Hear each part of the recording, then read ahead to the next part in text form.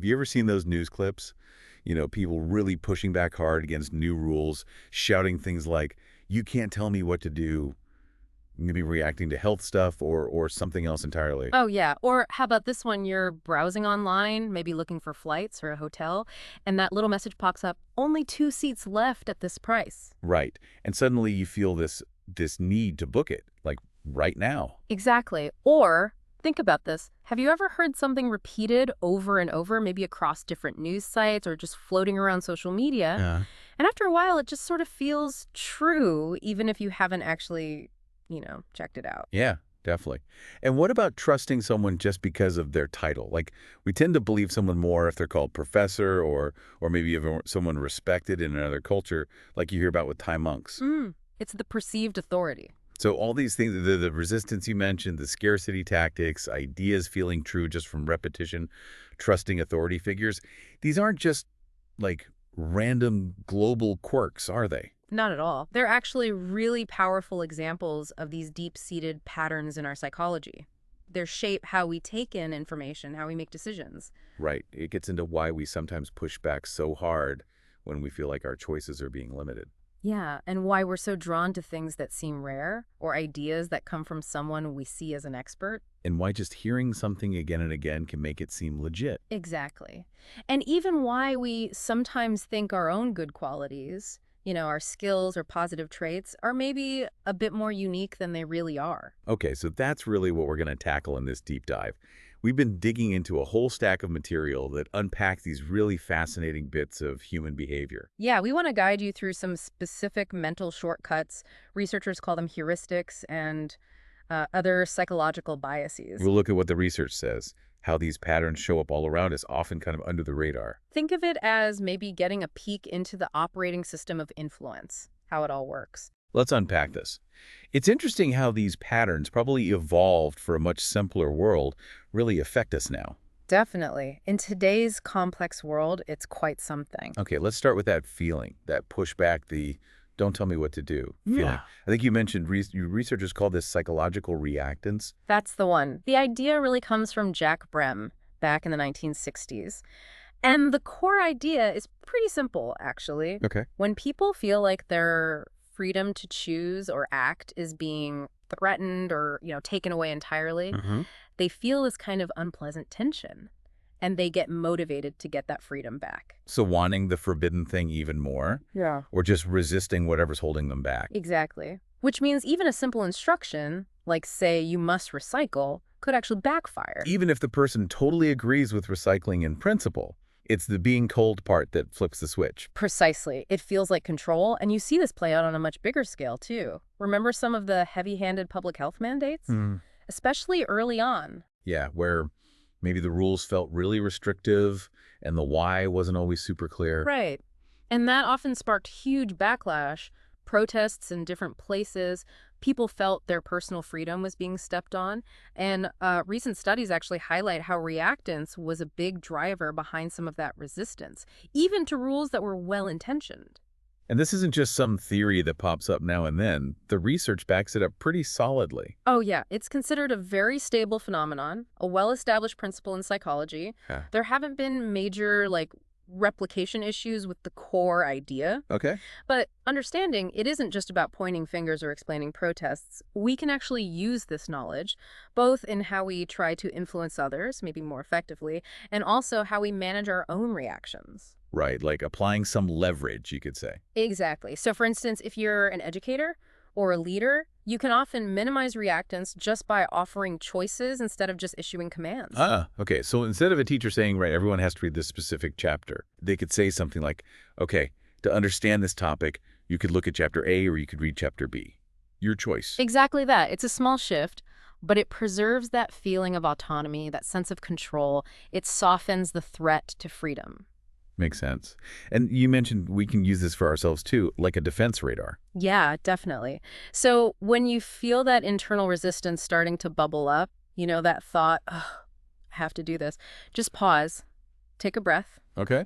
Ask yourself, is this really a non-negotiable command, like truly mandatory? Or is it just being presented in a way that feels like pressure? Right. The phrasing might be doing the work. Often, yeah. And just recognizing that you do have choices, even if there may be limited choices, that alone can dial down that feeling of reactance quite a bit.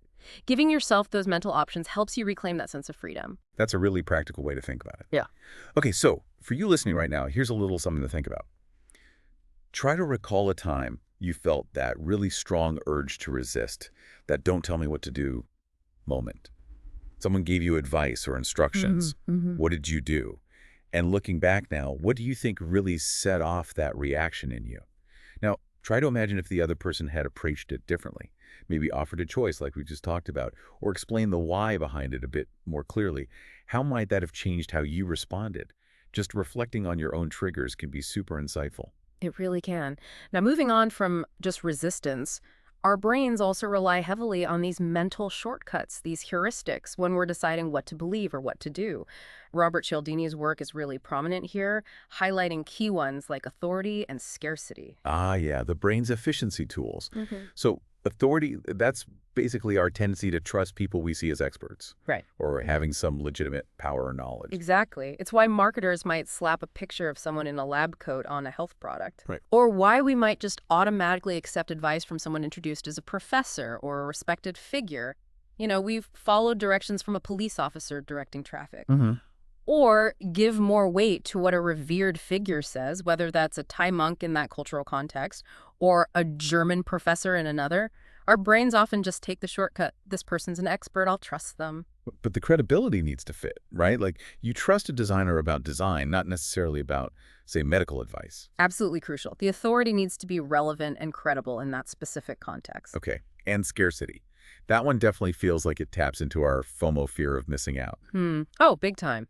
If something seems limited, hard to get, suddenly we often want it more. You see that only 2 seats left message on the travel site. Yeah, instant urgency. Exactly. Or products labeled limited edition or, the equivalent in any language or edition limité that immediately makes them seem more valuable, more desirable. It pushes sales. And these heuristics, authority and scarcity, they're not just flukes. Research shows they're pretty reliable patterns. Very reliable. They show up consistently across studies. And understanding them gives us, leverage, especially in areas like marketing or communication, UX design. Ethically, you could imagine a public health campaign using authority, maybe citing respected doctors to encourage vaccinations, and then maybe using scarcity, mentioning limited appointment slots to prompt people to actually sign up quickly. So, using the principles, but being upfront about it. Yes. The key is ethical application. You need to provide legitimate reasons for scarcity. Like, we only have 5 of these left because they're handcrafted, not just making it up to create pressure. Avoid being manipulative. Got it. So how do we use our defense radar against these when they are used manipulatively? Okay, for authority. When someone throws around experts agree or studies show, don't just nod along because they use the magic word expert. Right. Pause and ask for the evidence. Where's the study?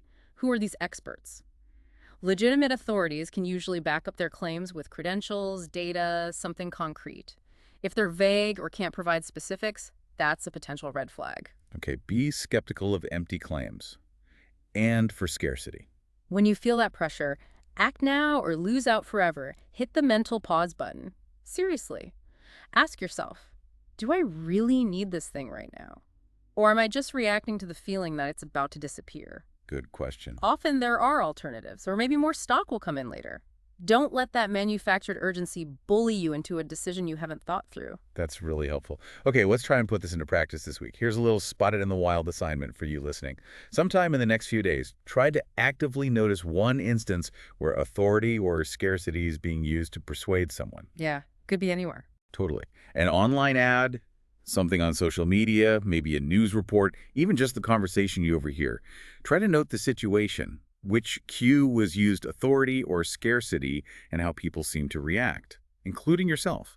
What was your gut feeling when you saw or heard it? Did you feel pulled? Great exercise. Now, shifting gears just a bit, let's talk about anchoring. This one is super relevant, especially when it comes to negotiation.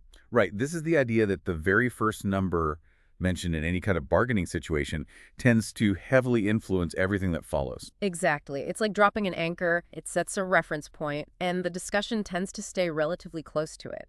We see this everywhere, from huge international trade talks down to haggling over the price of a used car or even salary negotiations. Research consistently confirms this effect, that initial offer, even if it seems way out there, significantly shapes the final agreement. So lawyers setting a really high initial demand in a lawsuit settlement, that's a strategic move using anchoring. Precisely. They know it shifts the whole perceived range of what's reasonable. So putting that first number out there is basically leveraging this psychological effect. How do you defend against it if someone else drops the anchor first? Good question. The key is not to just react directly to their number. Don't start negotiating based on their potentially extreme anchor. Instead, try to counter by introducing objective information. Like what? Things like market rates, what similar items have sold for, industry benchmarks, objective data. You're essentially trying to reset the discussion around a new point of reference, a more favorable one based on facts, not just their initial bid. You're dropping your own anchor based on reality. That's solid advice. Very practical. Okay, now let's get into something that feels incredibly relevant today, especially with online information. The illusory truth effect. Ah, yes. This one is, well, it's fascinating and frankly a little bit unsettling when you think about it. Why is that? Because researchers have found that simply hearing a statement repeated, just the repetition itself, makes it seem more true over time, even if the statement is completely false. Wow. So just hearing it again and again breeds belief, even if it's wrong. Pretty much. Think about how easily rumors or even outright disinformation can spread. Maybe it's a silly celebrity rumor like that old one, Paris Hilton eats only salad. Okay. Or much more serious stuff like coordinated campaigns repeating false claims about political events or scientific facts. The sheer exposure makes the statement feel familiar. And our brains mistake that familiarity for truth. Yeah. Or validity. Often, yes. Familiarity feels comfortable, it feels safe, like something we already know. And numerous studies, including very recent ones and meta-analyses, confirm this effect is pretty robust. Is there anything that stops it? Well, things like warning labels or fact checks can help mitigate it, especially if people are actively trying to be accurate, but the underlying tendency is still there. Repetition increases perceived truthfulness. So how do we build up our defense radar against this one? It seems tricky. A really key strategy, something often taught in media literacy, is to consciously build in a pause. When you encounter a statement, especially one you feel like you've heard before, or one that just feels familiar, deliberately stop. Ask yourself, okay, wait, how do I actually know this is true? So question the source of the familiarity. Exactly. Did I just hear it once from a reliable source? Or have I heard it 20 times from various places, some less credible than others? This simple question forces you to move beyond that gut feeling of familiarity and actively seek out verification. Check reliable sources, cross-reference facts, even for claims that just kind of feel right because you've encountered them repeatedly. That's crucial advice in the digital age. Yeah. Absolutely. Okay, one more bias to unpack. False uniqueness. Right. This one describes our tendency to believe that our own positive qualities, our honesty, our intelligence, maybe our creativity or specific skills, are rarer and more special than they actually are compared to other people. Ah, okay. So like the example of a manager thinking they have this uniquely brilliant talent for resolving team conflicts. Precisely that kind of thinking. And the downside, the consequence of this bias, is often a bit of overconfidence in our own abilities or our own viewpoints. Which could lead us to underestimate what others bring to the table. Or maybe be resistant to their ideas because we think ours are uniquely insightful. Exactly. We might think, well, my solution is obviously better because I thought of it, and my skills in this area are pretty rare. Research going back decades, classic studies and more recent experiments too, consistently shows we tend to rate ourselves above average on positive traits and see those traits as less common in the general population than they probably are. It's a well-supported finding then. Very much so. And understanding this bias, alongside others like the reactance we talked about earlier, can be really valuable, especially in professional settings. For instance, a leader who knows that team members might privately feel their own skills are quite unique can frame changes or new projects in ways that acknowledge that. Maybe presenting a challenge as a great opportunity for individuals to apply their unique talents. This can actually help overcome resistance, linking back to managing that reactance. By making people feel valued and empowered rather than just restricted, it's about using this understanding to communicate better. Okay, wow. Let's try and pull this all together then. Yeah. We've covered quite a bit of ground in this deep dive into these cognitive patterns. We have. We started with psychological reactance, that automatic pushback when our freedom feels threatened. Mm-hmm. Then the authority and scarcity heuristics, those mental shortcuts relying on experts or limited availability. Right.